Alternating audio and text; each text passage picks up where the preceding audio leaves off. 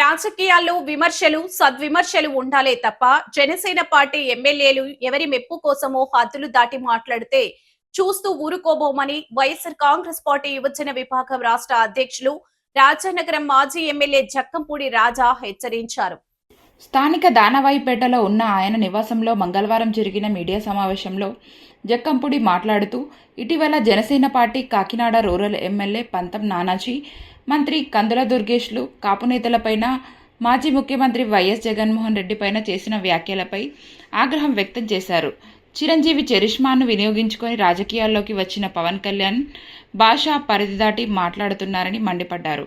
కాపు సామాజిక వర్గానికి ఏ విధంగా ఉపయోగపడాలని సమావేశం పెడితే దానిపై కూడా చిల్లర వ్యాఖ్యలు చేస్తారా అని ప్రశ్నించారు. వైసీపీ కాపు నాయకులు సమావేశం నిర్వహిస్తే జనసేన పార్టీ కూటమి ప్రభుత్వం భయపడుతోందని ఎద్దేవా చేశారు. టీడీపీ వాళ్లను ఆదర్శంగా తీసుకుని జనసేన నాయకులు దిగజారుడు వ్యాఖ్యలు చేస్తున్నట్లు ఉందన్నారు.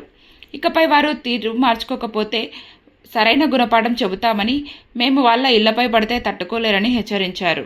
అనారోగ్యంతో ఆసుపత్రిలో చికిత్స పొందుతున్న కాపు నేత ముద్రగడపైన కూడా నిసిగ్గుగా విమర్శలు చేస్తారా అని మండిపడ్డారు.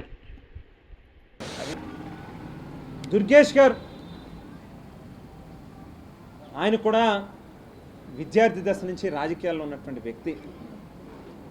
దయచేసి దుర్గేష్ గారిని అడుగుతూ ఉన్నాం, ఏదో సినిమాటోగ్రఫీ మీకు శాఖనిచ్చారు కదా అని చెప్పి పిట్టకథలు చెప్పద్దు.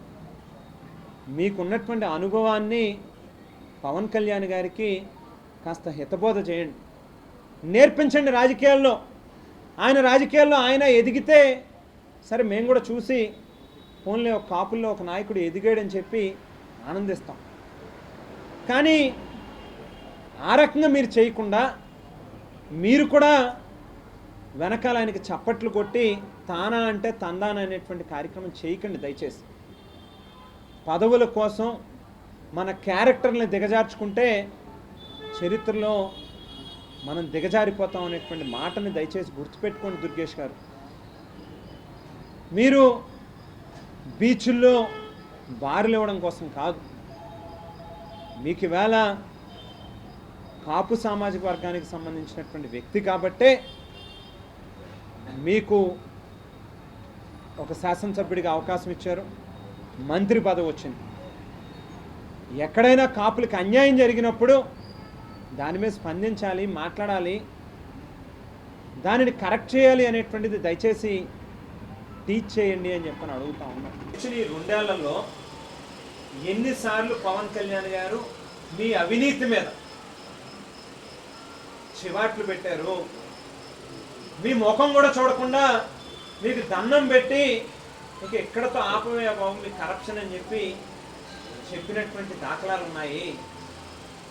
అరే ఎమ్మెల్యే కౌంటింగ్ అవుతుంది, డిక్లరేషన్ ఫామ్ ఇస్తారు మీకు, ఇక్కడి నుంచి మీరు ఇంటికి వెళ్ళే లోపు ట్యాంకర్ ఓనర్స్ని 2 కోట్ల రూపాయలు పెట్టి ఓల్వో కారు కొనిమ్మని చెప్పి ఆదేశిస్తారు. మీరు కౌంటింగ్ స్టేషన్ నుంచి ఇంటికి వెళ్ళే లోపే ఇంటి దగ్గర కారు ఉంటుంది, కోట్లాది రూపాయలు విలువ చేసేటటువంటి కారు. ఎన్ని కౌంటర్లు ఓపెన్ చేశారు ఇవాళ మీరు కాకినాడలో మీ కుటుంబ సభ్యులతో?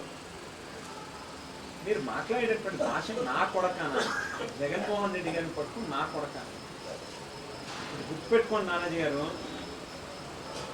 రాజశేఖర్ రెడ్డి గారు అనేటువంటి ఒక వ్యక్తి లేకపోతే ఇవాళ ప్రపంచానికి పేదవాడికి ఆరోగ్యశ్రీ అనేటువంటి పథకం ఏంటో తెలియదు. రాజశేఖర్ రెడ్డి అనేటువంటి ఒక వ్యక్తి లేకపోతే పేద విద్యార్థికి ఫీజు రియంబర్స్మెంట్ అంటే ఏంటో తెలియదు, రైతులకి ఉచిత విద్యుత్ అంటే ఏంటో తెలియదు. అటువంటి గొప్ప కుటుంబం నుంచి వచ్చినటువంటి వ్యక్తుల్ని రాజశేఖర్ రెడ్డి గారి అపాయింట్మెంట్ కోసం, ఆయన చేయి తాకితే చాలు, ఆయనతో మాట్లాడితే చాలు అని బొత్స సత్యనారాయణ గారి డోర్లు బయట గంటల తరబడి వెయిట్ చేసి వారితో ఒక్కసారి మాట్లాడితే చాలని చెప్పి తాపత్రయపడినటువంటి మీరు ఇలా కుటుంబాన్ని పట్టుకుని నా కొడక చెప్తారా, మాట్లాడతారా? ఎక్కడికి వెళ్ళిపోతున్నాం మనం? ఏమనుకుంటున్నారు మీరు? ఆగలుగుతారా మీరు? మేము దాడి చేయగలిగితే చేస్తే చేయడం మొదలు పెడితే ఈ జిల్లాలో బ్రతుకుతారా మీరు? ఏమనుకుంటున్నారు మీరు? సహించే కొద్దీ మరీ పేట్రేగిపోయి విచ్చలవిడితనంగా ప్రవర్తిస్తే జాగ్రత్త అని చెప్పి ఇవాళ వార్నింగ్ ఇస్తా ఉన్నాం. ఒళ్ళు దగ్గర పెట్టుకుని మాట్లాడండి. ఏది పడితే అది మీరు మాట్లాడితే ఊరుకుంటారని చెప్పని అనుకోవద్దు. రోజు రోజుకి మీరు చేసేటటువంటి పనులు, మీ మాటలు మితిమీరిపోతూ ఉన్నాయి. మీరే రంగరాయ కాలేజ్లో చదువుకున్నటువంటి ఒక దళిత ప్రొఫెసర్ని దుర్భాషలాడతారు, ప్రాయశ్చిత్తం దీక్షలను పెడతారు. ఎందుకని మీకు మరి ప్రాయశ్చిత్తం దీక్షలు అయ్యారు? నాటకాలు ఎందుకు? కపట నాటకాలు. మాట్లాడితే ఒకటే భాష మాట్లాడండి, లేదంటే తప్పు అయిందని అంగీకరించి రెండోసారి ఆ తప్పు జరగకుండా కరెక్ట్ చేసుకోండి.